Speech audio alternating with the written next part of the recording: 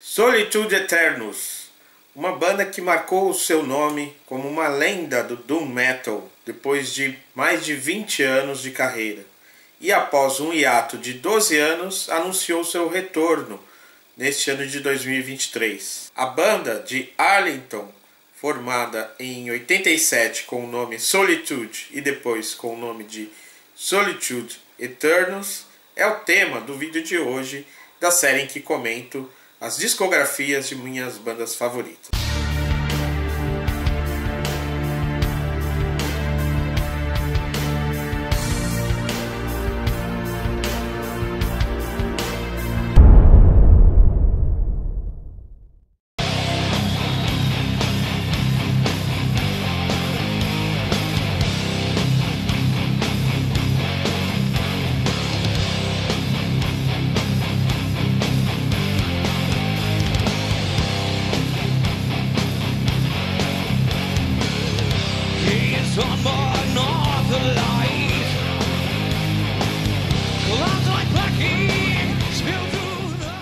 Solitude Eternus, banda que é uma das lendas do Doom Metal, que esteve ativa entre 1987 até 2011 e que anunciou o seu retorno neste ano de 2023.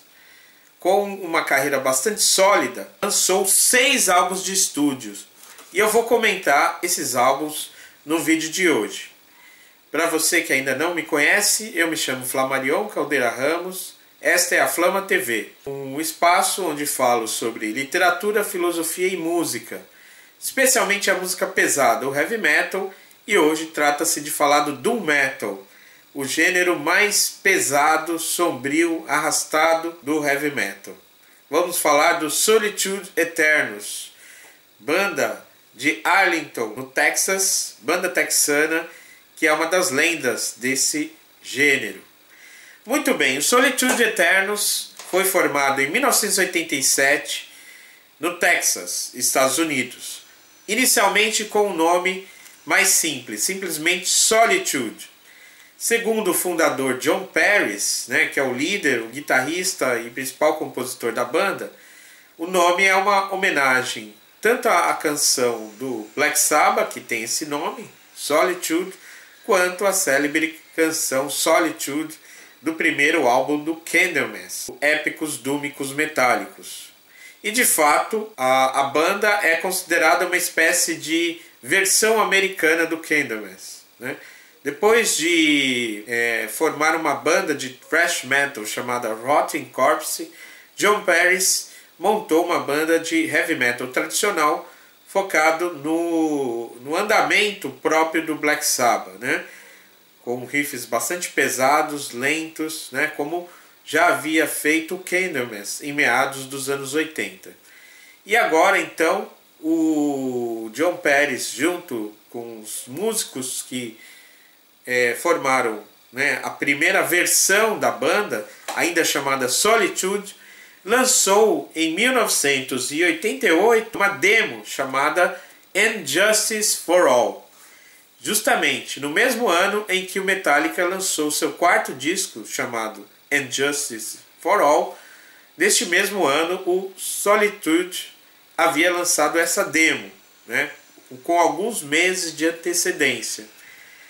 Mas depois a banda mudou a sua formação, que era composta, além do John Paris, pelo Chris Gebhardt, e outros membros. Depois, uma mudança completa de formação, veio o vocalista célebre, que fez parte aí da formação clássica do Solitude Eternus, o Robert Lowe, que é bastante conhecido por ter sido também vocalista do Candlemass entre 2007 e 2012. Muito bem, o Solitude Eternus então lançou o seu primeiro álbum em 1991. Esse disco aqui que eu tenho em vinil na versão europeia, Into the Depths of Sorrow. Um disco muito interessante. Estamos aqui, vemos aqui a formação desse primeiro disco, lançado em 1991 pela Roadrunner, aos quais se seguiram em 1992 o álbum Beyond the Crimson Horizon. Eu tenho aqui o CD original.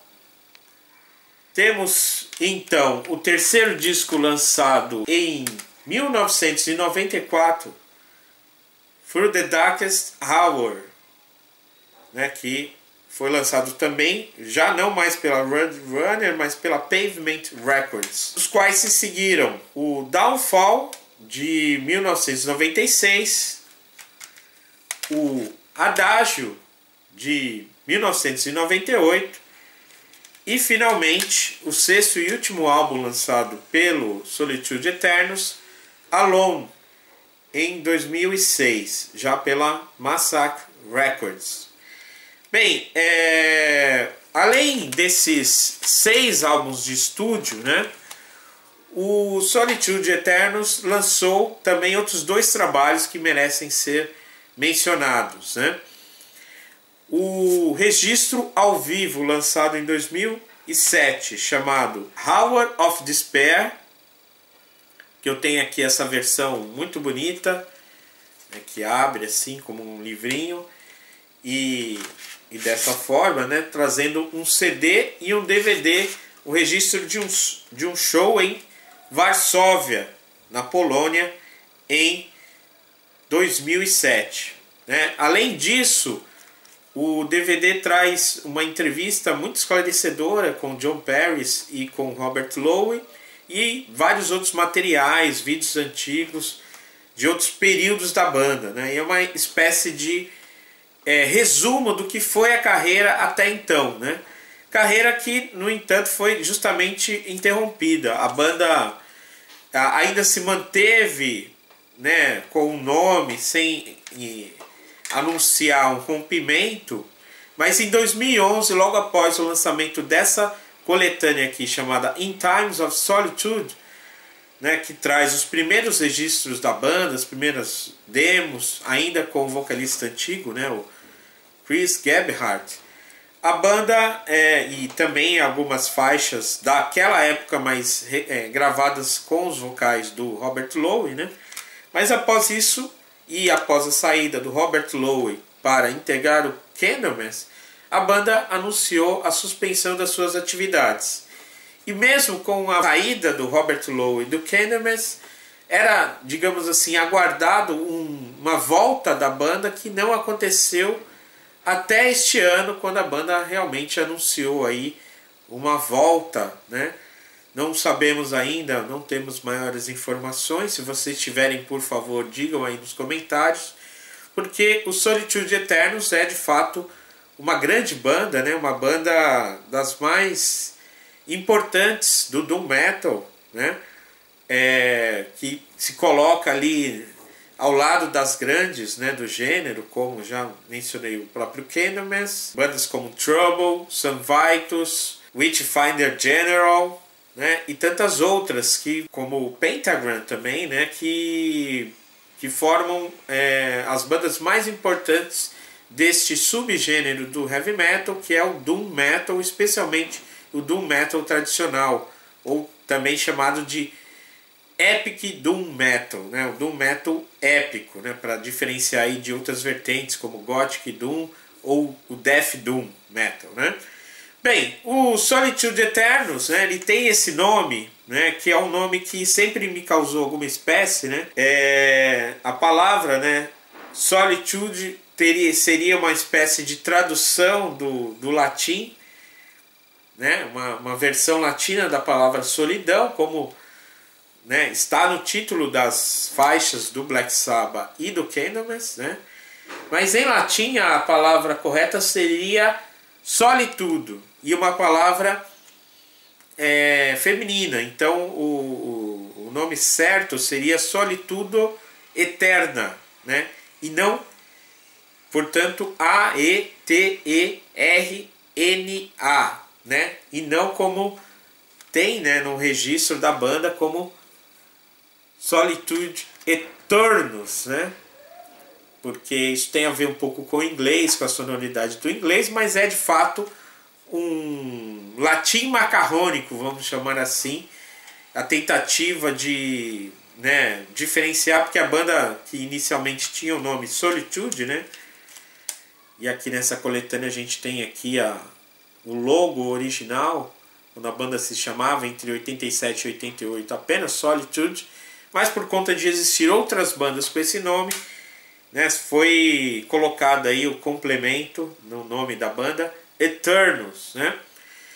Mas o significado, apesar dessa confusão gráfica com o latim, é solidão eterna, né? Que é um nome que de fato faz jus à temática que a banda aborda, né, em suas letras e também a sua sonoridade. Bem, dito isso, né, como que nós poderíamos então avaliar a discografia do Solitude Eternus? Como nós poderíamos avaliar esses 6 álbuns? Eu vou passar aqui para vocês uma visão pessoal, né?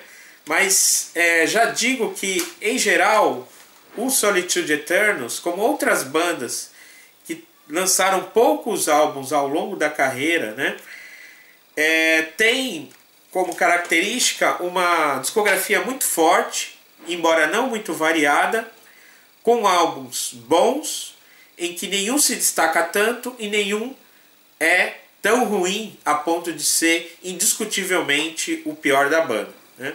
A gente tem vários exemplos disso, como eu mencionei aqui já neste canal, o Satan, né? O Satan tem uma discografia ali bastante sólida, né, de poucos e muito bons álbuns. Também é o caso do Solitude Eternus.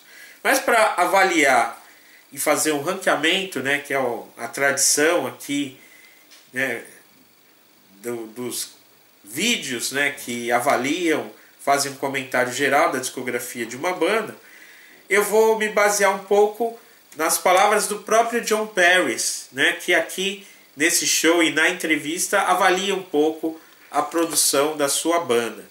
Então, dos 6 álbuns, né, em 6º lugar eu vou colocar o Downfall de 1996, né? Tenho aqui essa versão que foi relançada ano passado pela Mutilation, junto com a Classic Metal.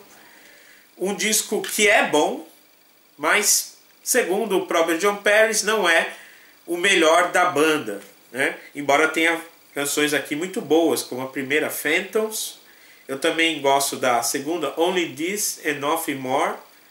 Gosto bastante de um cover do Christian Death que tem aqui, chamado Death Wish. Curiosamente, né, o Christian Death, que é uma banda ali de pós-punk, rock gótico dos anos 80, né, mas de fato há uma semelhança aí da sonoridade ou do caráter sombrio que essa banda tem na sua sonoridade com aquela do Solitude Eternus. E também gosto da Chapel of Burning. É um disco bom, embora não seja de fato o melhor registro da banda, por isso fica em 6º lugar. Em 5º eu coloco o segundo álbum da banda, Beyond the Crimson Horizon, que embora para muitos seja o melhor da banda, para mim fica apenas em 5º lugar. Tem faixas, é claro, muito boas, como Seeds of the Desolate, Hourglass e Plague of Procreation. Mas eu acho que, em comparação com os outros, esse fica um pouco atrás. E em 4º lugar, um álbum que também é muito bom, mas, né, acaba aqui ficando em 4º lugar, o Adágio de 1998. Né, um disco que contém aí